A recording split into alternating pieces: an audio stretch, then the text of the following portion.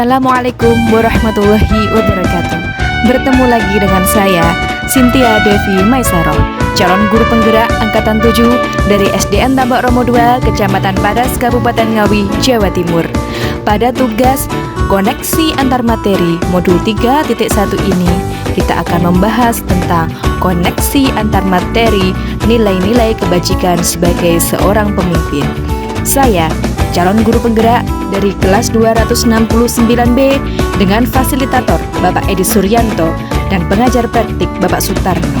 Pada tugas koneksi antar materi ini, ada beberapa panduan pertanyaan untuk membuat rangkuman kesimpulan pembelajaran. Di antaranya adalah pertanyaan pertama, bagaimana filosofi Ki Hajar Dewantara dengan Praptap Triloka memiliki kaitan dengan penerapan pengambilan keputusan sebagai seorang pemimpin?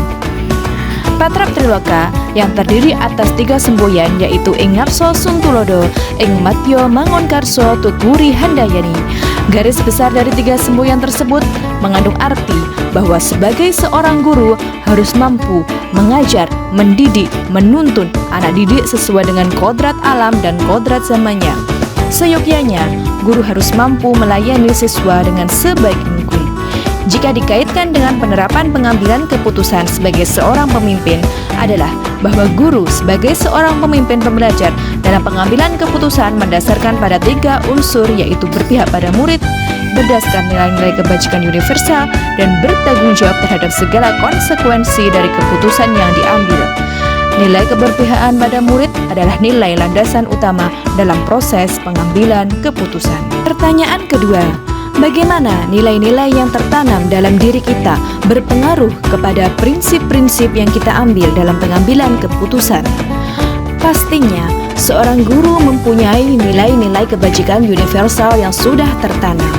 Nilai-nilai yang tertanam pada diri kita sebagai seorang pendidik dan sebagai tauladan bagi anak didik adalah nilai-nilai kebajikan yang kita yakini, dan hal tersebut sangatlah berpengaruh dalam proses pengambilan keputusan yang bertanggung jawab. Sebagai seorang pemimpin pembelajar, pastinya akan mempertimbangkan banyak hal dalam proses tersebut, karena semua keputusan yang diambil oleh seorang pemimpin mempertimbangkan nilai-nilai yang nantinya akan bersinggungan dengan orang lain dan dapat membawa kebaikan bagi orang banyak. Pertanyaan selanjutnya, bagaimana materi pengambilan keputusan berkaitan dengan kegiatan coaching atau bimbingan yang diberikan pendampingan atau fasilitator dalam perjalanan proses pembelajaran kita, terutama dalam pengujian pengambilan keputusan yang telah kita ambil? Apakah pengambilan keputusan tersebut telah efektif? Masihkah ada pertanyaan-pertanyaan dalam diri kita atas pengambilan keputusan tersebut? Hal-hal ini tentunya bisa dibantu oleh sesi coaching yang telah dibahas pada sebelumnya. Baiklah, mari kita jawab. Pada materi coaching, kita belajar banyak hal tentang bagaimana cara mengembangkan individu lain berdasarkan potensi yang mereka miliki. Paradigma berpikir coaching erat hubungannya dengan supervisi klinis dan supervisi akademik. Pada kegiatan supervisi tersebut, guru pastinya ingin mengembangkan potensi melalui berbagai rangkaian kegiatan mulai dari pra-observasi, observasi, hingga pasca-observasi. Muara dari semua kegiatan tersebut adalah melaksanakan pendidikan yang berpihak pada murid.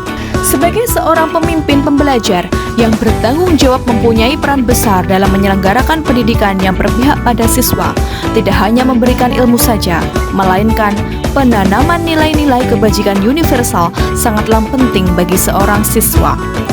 Bahkan, hal tersebut adalah esensi utama dari sebuah institusi moral. Saat ini kita berada di era revolusi industri 4.0 yang ditandai dengan perkembangan luar biasa di bidang teknologi internet. Siswa kita akan mudah sekali dalam menemukan dan mempelajari ilmu baru dari berbagai sumber.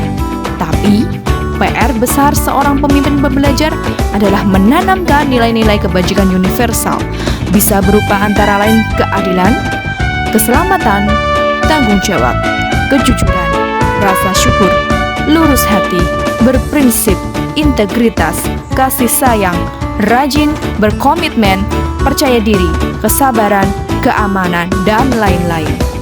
Untuk pertanyaan selanjutnya, Bagaimana kemampuan guru dalam mengelola dan menyadari aspek sosial emosionalnya akan mempengaruhi terhadap pengambilan suatu keputusan, khususnya masalah dilema etika.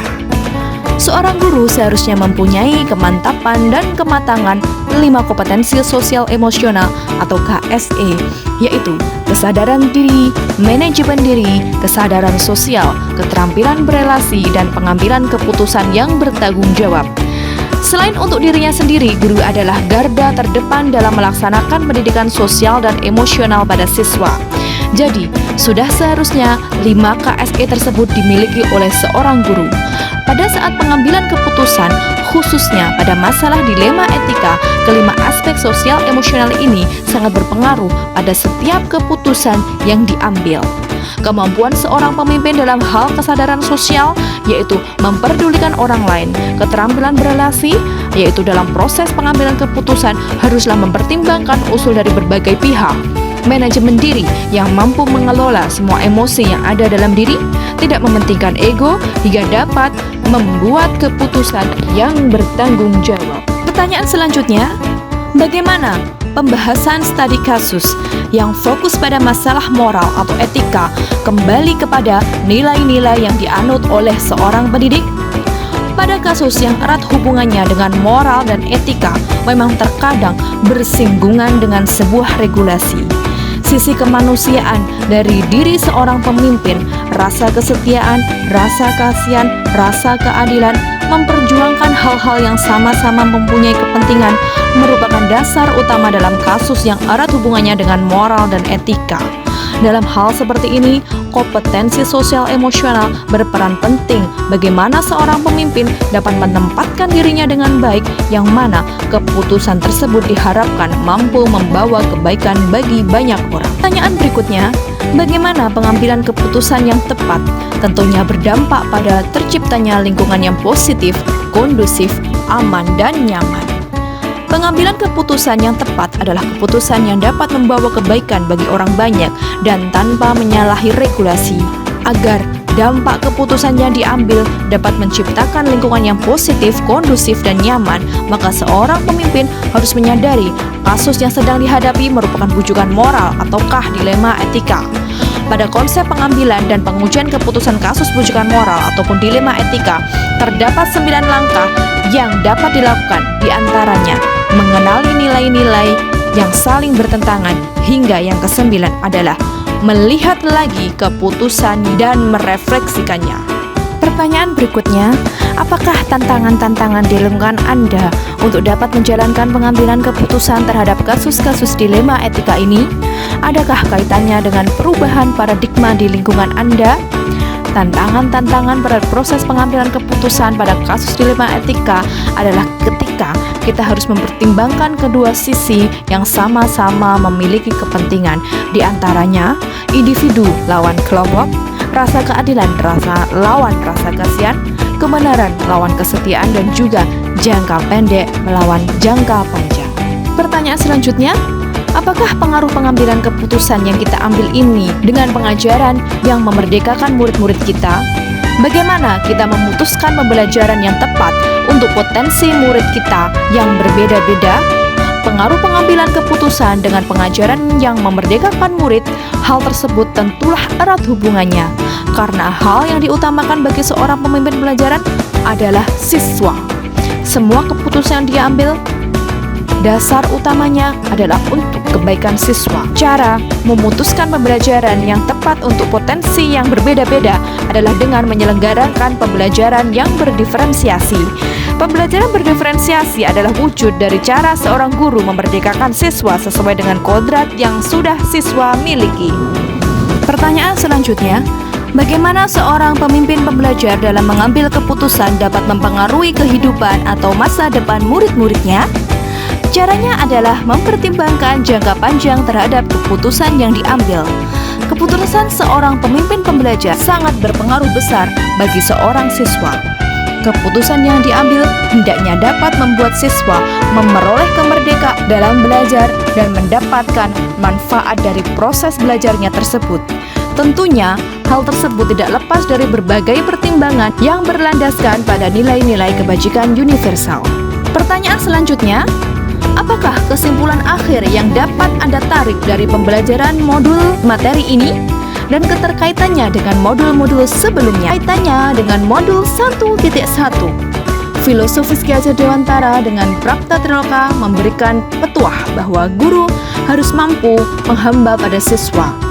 Jadi, apapun keputusan yang diambil oleh seorang guru haruslah berdasarkan atas kepentingan untuk memerdekakan siswa. Modul 3.1 berkaitan juga dengan modul 1.2, yaitu nilai kebajikan sebagai pemimpin berkaitan dengan nilai dan peran guru penggerak. Nilai seorang guru penggerak antara lain berpihak pada murid, reflektif, mandiri, kolaboratif, serta inovatif.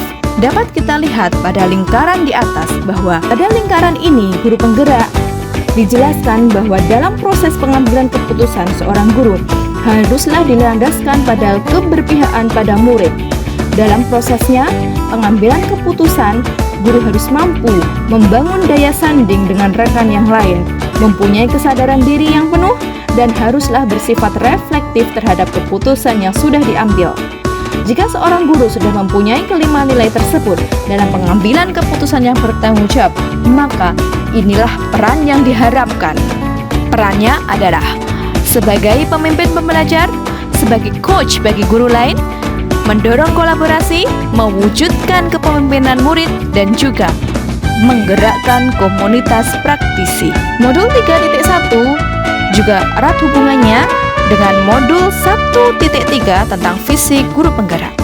Visi adalah sebuah kata yang sangat erat kaitannya dengan pengambilan keputusan bagi seorang pemimpin pembelajar. Ibarat kereta api, visi dan regulasi adalah rel untuk sebuah kereta untuk dapat berjalan baik, tepat, dan sesuai tujuannya. Visi adalah cita-cita besar yang ingin dicapai sekolah. Harapan dari visi pastinya bermuara pada kemerdekaan siswa.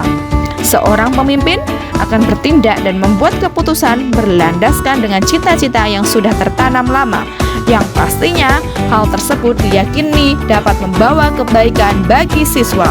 Modul 3.1 juga erat hubungannya dengan modul 1.4 tentang budaya positif. Budaya positif erat hubungannya dengan penerapan nilai-nilai kebajikan universal. Jika pemimpin pembelajar atau guru membuat sebuah keyakinan kelas untuk dapat mendorong para siswa dalam pembelajaran sosial dan emosional, maka nilai-nilai kebajikan ini juga sudah tertanam dalam diri seorang pendidik, yang mana hal tersebut mampu mempengaruhi semua kebijakan dari keputusan yang akan diambil oleh seorang pemimpin.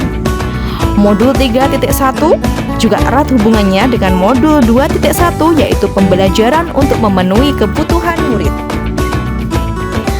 Pembelajaran yang dapat memenuhi kebutuhan murid itu artinya seorang guru harus menyelenggarakan pembelajaran yang berdiferensiasi sesuai dengan kesiapan belajar, profil belajar, dan minat siswa. Hal ini merupakan implementasi dari Merdeka Belajar, yaitu menyelenggarakan pendidikan yang berpihak pada murid. Ditegaskan lagi bahwa nilai keberpihakan pada murid adalah menjadi landasan utama dalam proses pengambilan keputusan. Modul 3.1 juga erat hubungannya dengan modul 2.2 tentang pembelajaran sosial dan emosional. Perlu kesadaran diri, manajemen diri, kesadaran sosial, dan keterampilan berelasi bagi seorang pemimpin dalam mengambil keputusan yang bertanggung jawab. Semua kompetensi sosial emosional sangat terkait dalam penciptakan keputusan yang baik dan tepat.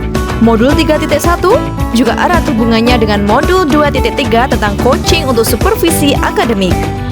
Paradigma berpikir coaching erat hubungannya dengan supervisi klinis dan supervisi akademik. Pada kegiatan supervisi tersebut, guru pastinya ingin mengembangkan potensi melalui berbagai rangkaian kegiatan mulai dari pra-observasi, observasi, hingga pasca-observasi. Muara dari semua kegiatan tersebut adalah melaksanakan pendidikan yang berpihak pada murid. Pertanyaan selanjutnya, sejauh mana pemahaman Anda tentang konsep-konsep yang telah Anda pelajari di modul ini, yaitu dilema etika dan bujukan moral, 4 paradigma pengambilan keputusan, 3 prinsip pengambilan keputusan, dan 9 langkah pengambilan dan pengujian keputusan? Adakah hal-hal yang menurut Anda di luar dugaan? Situasi bujukan moral adalah situasi di mana seorang harus membuat keputusan antara benar atau salah. Artinya mempertimbangkan sebuah kebenaran dan kesalahan hingga seseorang memilih salah satu dari kedua hal tersebut.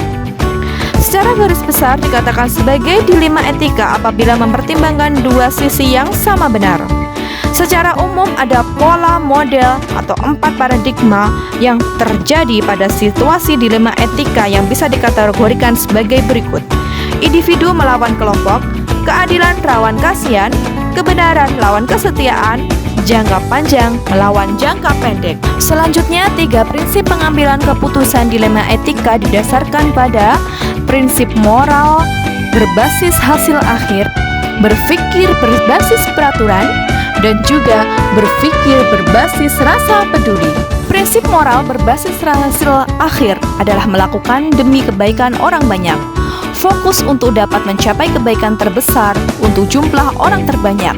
Pemikiran berbasis hasil akhir senantiasa mengukur atau menguji konsekuensi dari suatu keputusan dengan memperkirakan hasil yang akan diharapkan yang bisa memberikan kebahagiaan terbaik untuk orang banyak.